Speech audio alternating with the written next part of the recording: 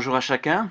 Pour ce jour, pour la méditation de ce jour, je souhaite m'arrêter sur une partie d'un verset dans Habakkuk au chapitre 1, la deuxième partie du verset 11. Leur force, leur propre force, voilà leur Dieu, leur idole. Le livre d'Habakkuk commence par présenter toute la force donnée aux Babyloniens afin d'être l'instrument de jugement de Dieu. Le prophète décrit d'ailleurs la force surprenante de ce peuple qui n'était arrêté par rien. Ils étaient insatiables, ils voulaient toujours plus de territoire, plus de conquêtes, ils avaient déjà un empire, mais cela ne suffisait pas. Leur armée surclassait n'importe quel ennemi. Elle fondait sur leurs adversaires telle une bête sauvage aux aguets. Elle semait derrière elle violence et désolation.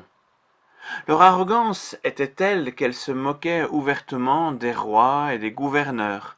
Aucune ville fortifiée ne leur résistait. Bref, on pouvait parler de la toute-puissance de Babylone. Mais même si Dieu se servait d'elle pour juger l'infidélité d'Israël, cela n'empêchait pas Babylone de se rendre coupable devant Dieu.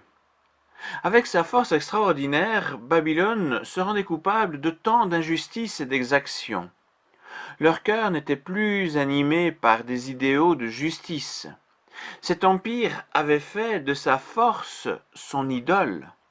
Avec cette force, il assouvissait désormais ses mauvais désirs au mépris des principes humains les plus élémentaires. Et c'est pourquoi Habakkuk dit d'eux, leur propre force, voilà leur Dieu. La force de Babylone était bien sûr incroyable, et la tentation de s'appuyer sur elle pour faire tout ce qui leur plaisait était grande. On retrouve cela régulièrement dans le chef des superpuissances mondiales. Leur force peut rapidement devenir un dieu. Mais est-ce un risque uniquement pour des superpuissances? Bien sûr que non. Cela peut exister aussi au niveau individuel, avec deux travers assez fréquents. Il y a d'abord l'abus de pouvoir. Une personne, par sa position d'autorité, peut commettre des injustices par abus de pouvoir. Il utilise sa force pour arriver à une fin malhonnête. Et de ce fait, il fait de son autorité un dieu, une idole à laquelle il se soumet en outrepassant les limites du respect d'autrui. Un deuxième cas fréquent, sans doute plus fréquent d'ailleurs que le premier, est le fait de compter uniquement sur ses forces et capacités personnelles.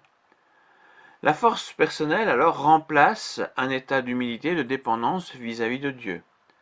C'est pourquoi on peut également parler d'une idole.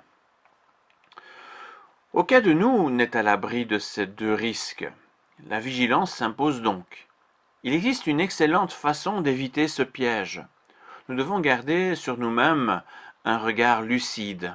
En effet, tant que nous restons humbles devant Dieu en nous tenant à notre juste place, cela permettra non seulement de ne pas être sourds au commandement de Dieu qui appelle à la justice, parce que nous reconnaîtrons vraiment en Dieu celui qui est au-dessus de nous, mais aussi cela nous permettra de bien comprendre notre dépendance à l'égard de Dieu dans tout ce que nous entreprenons.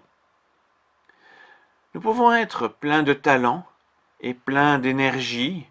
Si nous ne gardons pas Dieu au centre de tout ce que nous entreprenons, nous perdrons en fait notre force. Mais si Dieu est au centre, alors il devient possible avec lui d'accomplir des exploits que tous respecteront. Un proverbe résume cela à merveille et je vous le laisse donc en guise de conclusion pour cette courte méditation. Ça se trouve en Proverbe 18, le verset 12. L'orgueil de l'être humain le conduit à la faillite. Avant d'accéder aux honneurs, il convient d'être humble. Merci pour votre écoute et je vous souhaite une bonne journée. À bientôt.